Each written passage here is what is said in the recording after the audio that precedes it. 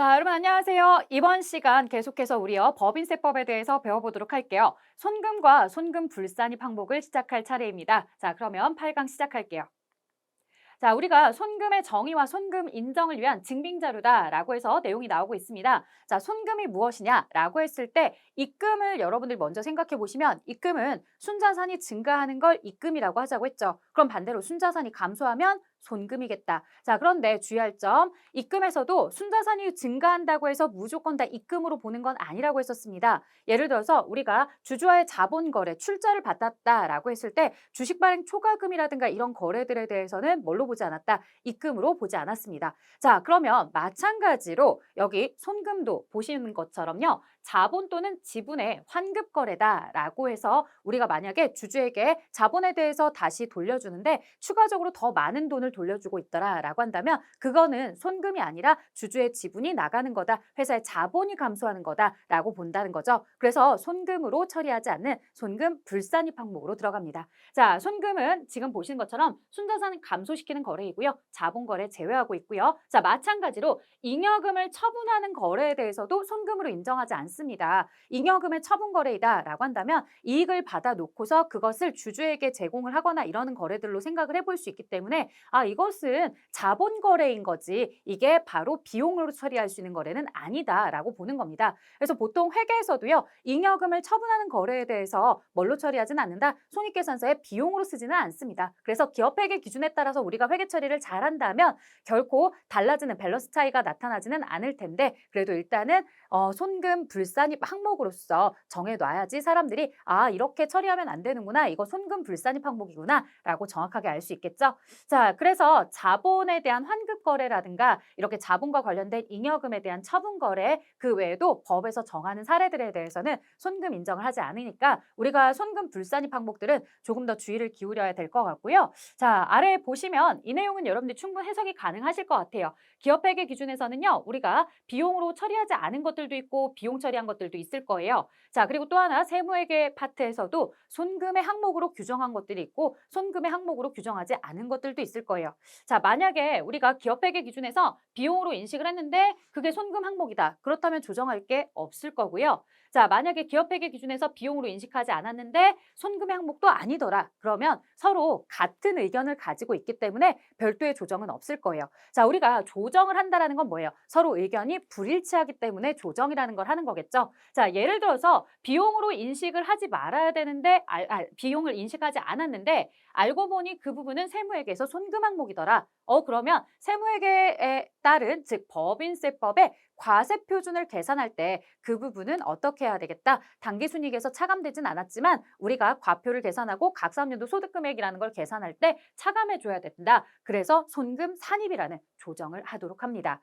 자, 반대의 경우는 훨씬 더 많습니다. 어떤 경우냐면 손익계산서에 우리가 비용으로 처리를 해버린 거죠. 비용 처리를 했지만 법인세법에서는 이걸 손금의 항목으로 규정하지 않는 사례입니다. 자, 그렇다면 어떻게 해야 돼요? 손금 불산입에 대한 조정이 필요하겠죠. 자, 이렇게 당기순이익에서 이미 차감이 되어 있는 부분에 대해서 가산 조정은 손금 불산입 처리를 하면서 조정을 하면서 우리가 각3년도 소득금액을 다시 증가시켜야 되는 경우들도 존재하더라. 이렇게 손금에 대한 기본적인 내용들을 이야기했어요. 입금에서는 사실 증빙자료에 대한 개념을 언급하지 않았죠. 왜냐? 입금은요, 여러분들 증빙자료가 있건 없건 상관없이 우리가 다 입금으로 본다라는 항목에 대해서는 입금 처리를 하셔야 됩니다. 그런데요, 손금은 안 그래요. 손금은 실질적으로 손익계산서의 비용으로 처리를 했다 하더라도 그 부분이 증빙이 없다라고 한다면 분명히 손금의 항목인데도 불구하고 서로 같은 의견을 가졌음에도 불구하고 증빙이 없다는 이유만으로 뭐가 될 수 없다라는 거예요. 법인세법에 손금 처리를 할 수 없는 상황이 생깁니다. 그래서 손금에 대해서는 반드시 증빙을 갖추고 있으셔야 되는데요. 자, 지출을 하고 나면은 지출에 대한 여러분들 영수증이나 이런 것들 생각하시잖아요. 자, 법인세법에서 인정하는 증빙 자료는 따로 있습니다. 우리 한번 보도록 할게요. 자, 손금 인정을 위한 증빙자료다라고 해서 이렇게 쭉 설명이 되어 있는데요. 자, 증빙자료, 적격 증명서류다라고 해서 보시는 것처럼 이 괄호 안에 있는 서류들을 이야기합니다. 자, 우리 부가가치세법에서 이야기할 때 뭐 매출의 카과다, 매출의 현과다라고 하면서 신용카드나 현금 영수증에 대해서 우리가 인정하고 있어요. 세액공제를 받을 수 있어요. 이런 얘기했던 것처럼 뭐 법인세법에서는 말할 것도 없이 당연히 가능한 거죠. 그래서 신용카드 매출 전표 현금 영수증뿐만 아니라 이제 당연히 세금 계산서 들어가고 있고요. 자, 그리고 계산서도 적격 증명서류입니다. 자, 이거는요, 여러분들 부가가치세법이 아니죠. 부가세법은 계산서다라고 하면은 어차피 부담한 세액이 없는 거잖아. 이러면서 약간 열애를 시켜놓은 게 있었는데요. 법인세법은 어쨌든 지출한 비용이라고 한다면 그걸 과세 거래를 위해서 지출을 했든 아니면 면세 상품과 관련해서 지출을 했든 회사의 지출 부분이기 때문에 손금으로 인정을 받아야 될 겁니다. 그래서 계산서가 있는 서류에 대해서도 당연히 적격 증명 서류를 갖추었다. 그 지출에 대해서 손금 인정해주자. 이렇게 갈 수 있는 거고요. 자, 그다음 매입자 발행 세금 계산서다라는 내용이 나옵니다. 매입자가 일시적으로 세금 계산서를 발행한 사례였잖아요. 이런 거 역시나 우리가 뭘로 인정을 받을 수 있더라? 이 기본적인 세금 계산서들처럼 똑같이 손금으로 인정을 받을 수가 있습니다. 자, 이런 서류들에 대해서 여기 5년간 보관해야 됩니다라고 되어 있어요. 그래서 지금 내용을 보니까 법인세 신고 기한이 지난 날부터 5년간 보관해야 됩니다라고 해서 숫자가 나와 있으면 여러분들이 이제 저 숫자에 저처럼 동그라미 치시고 꼭 기억해야지 이렇게 이제 생각을 하시는데 기억은 해두시는데요. 보통 이런 내용이 나올 때에는 틀린 지문으로 나온다기보다는 올바른 지문으로 많이들 등장을 했었습니다. 그래서 5년이라는 시간을 가지고서 뭐 10년 보관해야 된다 이렇게 나오진 않을 거고요. 사지선다형 문제이다 보니까 하나씩 이제 올바른 문장을 넣어놓고서 틀린 걸 고르세요라고 할 때 이런 지문이 하나씩 만들어질 수 있다는 거. 그래서 참고로 여러분들 봐주시면 됩니다. 자, 적격 증명서류 대신 영수증을 수취하게 되면요. 이 영수증 거래에 대해서는 정확한 매출이나 매입에 대한 거래들을 포착하기가 좀 어려운 부분이 있더래요. 그래서 우리가 영수증을 수취하지 말고 적격 증명서류를 수취하셔야 됩니다라고 했는데 자, 그럼에도 불구하고 뭐 우리가 모든 거래들에 대해서 다 이 적격 증명서류를 갖출 수 있는 건 아니잖아요. 그래서 일정 한도까지는 영수증이 있어도 손금 인정을 해주고요. 그 한도 범위를 벗어나게 되면은 우리가 반드시 뭐가 있어야 된다? 적격 증명서류가 있어야 된다라고 규정을 하고 있거든요. 자, 그러면 저희 한번 보도록 할게요. 자, 일반 비용 거래다라고 해서요. 거래 금액 건당 3만 원을 초과하고 있대요. 여러분들이 뭐 소모품비에 대해서 비용 처리하기 위해서 구매를 하신다거나 아니면 그 외에도 뭐 여비교통비라든가 여러 비용들이 있을 거예요. 이런 비용, 일반 비용 거래에 대해서는요. 거래 금액 건당 3만 원을 초과하는데 만약 회사가 영수증을 가지고 왔더라. 그러면 야야야 영수증 가지고 오면 안 되지라고 이야기하면서 어떤 제재를 가하냐면요. 사실 그 부분에 대해서 손금으로 처리는 하게끔 해줘요. 손금 처리는 하게끔 해줘요. 근데 거기에 대해 법적으로 어겼기 때문에 적격 증명 서류를 갖추지 못했구나. 불성실 가산세를 몇 퍼센트 내라? 2% 내라라고 이야기를 하는 거죠. 자, 그러면 만약에 내가 거래 금액에 대해서 5만 원짜리에 대한 예를 들어 뭐 여비교통비에 대해서 증빙이 없더라. 일반 영수증밖에 없더라라고 한다면 야, 적격 증명 서류를 갖췄어야지. 뭐 세금 계산서를 받아오든지 계산서를 받아오든지 아니면 신용카드 전표든 현금 영수증이든 받아왔어야지. 왜 아무런 증빙이 없어? 혹은 왜 일반 간이영수증밖에 없어? 그래서 말인데 이 5만 원짜리에 대해서 2%만큼은 적격 증명 서류에 대한 불성실 가산세를 내야 되겠어 라고 하는 거죠. 다만 가산세를 내지만 우리가 또 가산세를 내면서까지 이것을 굳이 비용으로 처리하고 싶은 이유는 뭐다? 지급 사실이 확인되면 손금 인정은 해주거든요. 인정은 해주기 때문에 그래요. 자, 그러면 일반 비용 거래에 대해서는 3만 원 넘는 거래에 대해서도 뭐가 없어도 상관이 없겠구나. 우리가 증빙이 없어도 상관이 없겠구나. 이렇게 생각하실 수 있어요. 일단 손금 인정은 받을 수 있겠다. 이렇게 이제 생각을 할 수 있겠죠. 다만 3만 원 넘는 금액에 대해서는 3만 원을 넘게 되는 거래에 대해 증빙이 없으면 2% 우리가 가산세 되겠구나. 이것까지도 같이 기억하셔야 돼요. 자, 근데 이 3만 원을 넘었을 때 이조차도 못하는 아이들이 있습니다. 그게 바로 뭐냐? 바로 접대비죠. 자, 접대비는요. 반드시 지출 금액 건당 3만 원을 초과하게 될 경우에는요. 반드시 적격 증명 서류를 가지고 있어야 돼요. 자, 근데 만약에 5만 원에 대해서 접대를 하고서 5만 원에 대해서 신용카드라든가 아니면 현금 영수증이라든가 세금 계산서라든가 이런 증빙을 갖추지 않고 일반 영수증만 가지고 왔더라. 그럼 이거 어떻게 되나요? 라고 물어보실 텐데요. 이 부분에 대해서는 만약에 영수증 수취했어요 라고 했는데 이게 일반 비용 거래가 아니라 접대비로 되었다고요? 접대비에 대해서는 5만 원을 모두 다 손금 인정하지 않습니다. 손금 불산입. 손금 불산입으로 처리하고요. 가산세 내요라고 물어보는데 가산세 낼 필요 없어요. 위에서 가산세를 내는 이유는 손금으로 인정을 받으니까 차라리 벌금 내면서 손금 처리해서 우리가 그만큼 법인세 납부액을 줄이자. 이게 되는 거거든요. 근데 얘는 아예 뭐가 안 되는 거예요. 법인세 비용을 줄일 수 있게끔 비용 자체가 안 되는 거예요. 이 정도의 페널티를 줬다면 굳이 가산세까지 받을 필요는 없더라는 거죠. 자, 그래서 가산세를 내는 이유는 손금으로 인정을 받기 위해서 내는 거다. 우리가 뭐가 없다라고 한다면 가산세에 대해서 납부하지 않는다라고 한다면 즉 손금으로 인정을 받지 않는다고 한다면 가산세는 납부할 필요가 없다. 이렇게 봐주셔야 됩니다. 자, 그다음에 여러분들 또 뭐가 있냐면 경조사 금액에 대해서 건당 20만 원을 초과합니다. 라고 설명이 되어 있습니다. 자, 경조사 금액에 대해서는요. 여러분들 우리 경조사다 그러면 결혼식이나 장례식장이죠. 근데 거기에 카드 기계가 있어요, 없어요?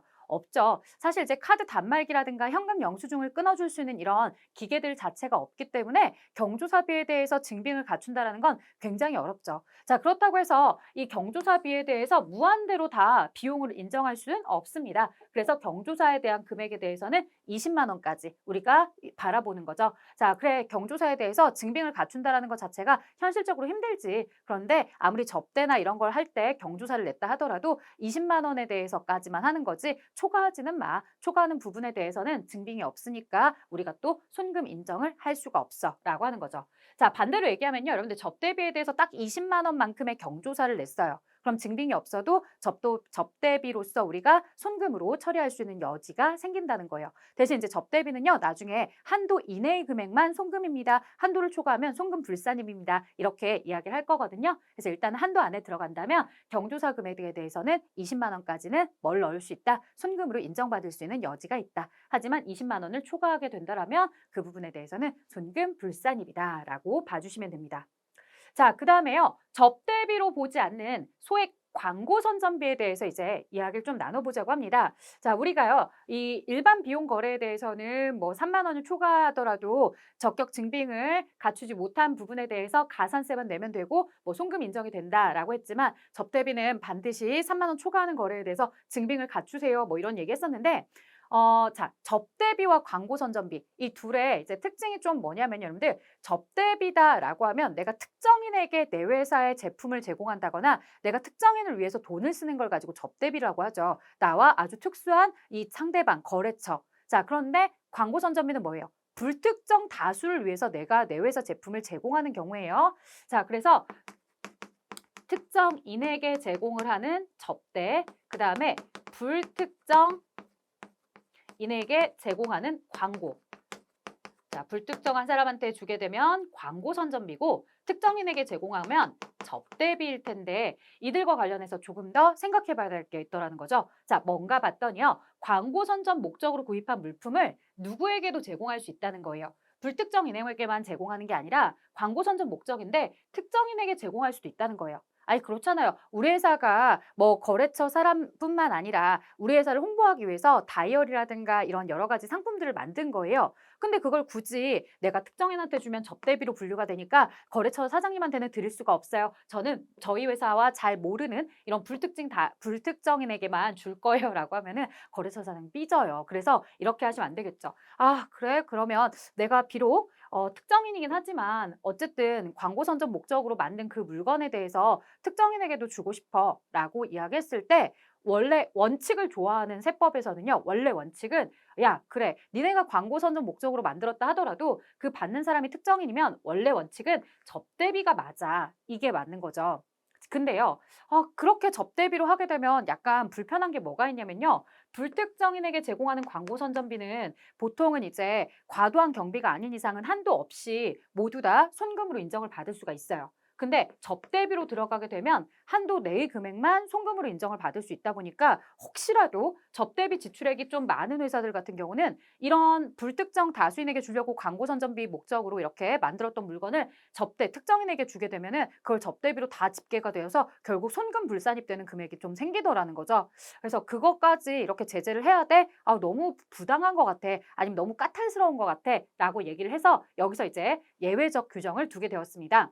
자, 원래 원칙은 접대비로 간주하는 거지만요. 다만 특정인에게 제공하더라도요. 1년 동안 얼마를 넘지 않는다면 5만 원. 5만 원을 넘지 않는다라고 한다면 광고 선전비로 보겠대요. 그래서 원래 불특정인에게 제공하는 것만 광고 선전비로 보는 거였는데 특정인에게 제공한 부분에 대해서도 얼마를 넘지 않는다라고 한다면 연간 5만 원 이하라고 한다면 우리가 이 부분에 대해서 뭘로 보겠다? 접대비가 아닌 광고 선전비로 보겠다. 이렇게 기준을 잡으셔야 됩니다. 자, 그런데요. 여기서도 또 기준점들이 있어요. 뭐냐면 만약에 제공하는 그 물건이 특정인에게 제공한다 하더라도요. 만약 3만 원 이하의 물건이었다라고 한다면 3만 원 이하의 물건은 마음껏 주세요. 거래처가 됐든 누가 됐든 특정인이 됐든 불특정 다수인이 됐든 우리가 3만 원 이하의 물건에 대해서는 굳이 접대비냐 광고 선전비냐 이거 고민하지 않을 거래요. 그냥 3만 원 이하 물건에 대해서는 다 광고 선전비로 봐줄게. 이렇게 이야기를 합니다. 그럼 이제 문제가 되는 게 뭐겠어요? 3만 원을 초과하는 물건에 대해서 3만 원 초과하는 물건에 대해서 제공을 했을 때 그리고 그게 1년에 얼마를 넘어간다면 5만 원을 넘어간다고 한다면 그 부분에 대해서는 뭘로 봐야 돼? 접대비로 봐야 돼. 근데 만약에 3만 원을 초과한다 하더라도 연간 5만 원 이하라고 한다면 그거 광고 선전비로 봐줄게 라고 이야기를 하는 겁니다. 자, 이런 내용들을 여러분들이 기억해 주시면 좋을 것 같고요. 계속해서 내용 이어서 가보도록 할게요. 자, 뒤에 이제 손금 항목에 대해서 내용 설명이 되어 있는데요. 하나하나씩 보면요. 제품에 대해서, 상품에 대해서 매출을 합니다. 매출을 하고 나면 그와 관련된 이제 재료비와 부대 비용들에 대해서 우리가 뭐라고 처리하고 있다라는 거예요? 손금으로 넣고 있다라는 거죠. 자, 손익계산서 보시면요. 매출액이 우리가 입금이었어요. 매출액이 입금이었다면 여기에 차감이 되는 매출 원가에 대한 부분을 바로 손금으로 보게 되는 거겠죠. 자, 그 다음에 여기에다가 무엇을 차감하는 것도 판매 관리비를 차감하는 것도 손금으로 보겠다는 얘기예요. 자, 이렇게 해서 이제 영업이익이다라고 나오게 될 텐데 자, 매출원가 모두 다 손금 산입으로 넣을 수 있다. 손금 항목이다. 그 다음에 여기도 손금 항목이다. 이렇게 이야기를 해주고 있습니다. 물론 우리가 매출원가를 구하는 과정에서 기초 재고액에 플러스 단기 순 매입액에 마이너스 기말 상품 재고액이잖아요. 즉, 순 매입액이다라고 했을 때는요. 전체 총 매입액에서 매입에 대한 환출, 매입에 대한 애누리, 매입에 대한 할인을 차감한 금액을 가지고서 우리가 순매입액이라고 결정을 짓고 있었습니다. 그러니 그 순매입액이 바로 뭐가 된다라는 거예요? 손금으로 들어가게 되는 금액이라는 거죠. 즉, 뭐를 제외하고서 매입, 할인, 애누리, 환출은 제외하고서 우리가 손금으로 들어간다. 즉, 매출원가로 집계되는 금액이 손금으로 들어갈 수 있는 금액이니까 매출원가 집계할 때 이런 금액들을 차감하고서 계산했다는 거 기억해 주셔야 되겠죠. 자, 그 다음에요. 매입할 때 운반비가 있었다라고 한다면 그 부분은 재고자산의 취득원가가 되었다가 판매가 되면 매출원가가 되는 거니까 그런 부대 비용에 대해서는 역시나 손금으로 처리하는 내용이겠습니다. 자, 자산에 대한 양도 당시에 장부가액이다라고 나와 있어요. 자, 우리가 입금에서도 이야기했었지만 사실 내가 자산에 대해서 처분을 했다라고 했을 때 이 자산에 대해서 처분하는 회계 처리를 보면 취득 원가가 사라지게 되고요. 그 다음에 받는 대금, 현금, 자, 이것을 우리는 양도 금액이다라고 이렇게 이야기를 할 수 있겠고요. 둘의 밸런스 차이를 가지고서 대변의 밸런스 차이가 나게 되면 처분 이익이다. 그리고 차변의 밸런스 차이가 나게 되면은 처분 손실이다. 이렇게 처리를 하죠. 자, 손익계산서에는 단순하게 처분 이익만 영업의 수익으로 들어간다거나 처분 손실만 영업의 손실로 들어간다고 영업의 비용으로 들어가겠지만 우리 법인세법에서는 그런 식으로 계산하지 않는다라는 거예요. 자, 손익계산서와 달리 우리는 전체 자산의 가격에 대한 이 취득원가. 그런데 여기 장부가액이라고 했잖아요. 장부가액이라고 한 이유는 뭐 때문일까요? 취득원가에서 감가상각 누계액을 고려한 그 나머지 금액이겠죠. 자, 이렇게 해서 나오는 그 금액. 취득원가의 감가상각 누계액을 제외한 이 장부 금액이 바로 뭐가 되는 거다? 손금이 되는 거예요. 자, 이 금액이 손금이 되는 거고 차변에 이렇게 양도하면서 받는 금액이 뭐가 되는 거다? 입금이 되는 거다. 어차피 전체 손금에서 전체 양도 금액인 입금을 제외하시면 나머지 부분만큼이 처분 손실이 나오는 상황이라고 한다면 처분 손실만큼 손익계산서에 영업의 비용으로 들어가 있을 텐데 그 금액만큼이 순수하게 손금으로 들어가게 되는 거죠. 자, 다시 한번 예를 들어서 볼게요. 우리가 그러면 자산에 대한 취득 원가가 100이었어요. 그 다음에 감가상각 누계액이 10이었어요. 그럼 장부가액이 얼마예요? 90인 거죠. 자, 90짜리에 대해서 내가 얼마를 받고서 매각을 했냐면 60만 받고 매각을 했다고 합시다. 자, 이런 상황이라고 한다면 차변에 처분 손실이 30이었을 거예요. 자, 손익계산서에는 30이라는 비용만 들어갔겠지만 우리가 법인세법 관점에서 보게 되면 입금의 항목으로 들어가게 되는 건 받는 양도금액, 자, 손금의 항목으로 들어가게 되는 것은 내가 가지고 있던 자산의 장부금액. 자, 그럼 가산하는 입금, 차감하는 손금, 결국에 차감하는 손금에 대해서 30이 남겠더라. 그게 바로 뭐랑 동일하다는 거예요? 처분 손실 액수랑 동일하다라는 거죠. 그래서 손익계산서에는 처분 손실만큼 영업의 비용으로 이미 순자산 감소하게끔 들어가 있는 상태이고 우리도 법인세법 관점에서 똑같이 마이너스 30에 대해서만 처리하면 되니까 두 관점이 일치하겠다라고 이야기하는 거죠. 자, 우리 이렇게 처분 손실에 대해서 손금으로 처리합니다. 라고 하지 않고요. 전체적인 양도금액은 입금, 장부가액은 손금이다. 이런 식으로 표현을 해주는 방식 여러분들이 봐주시면 됩니다.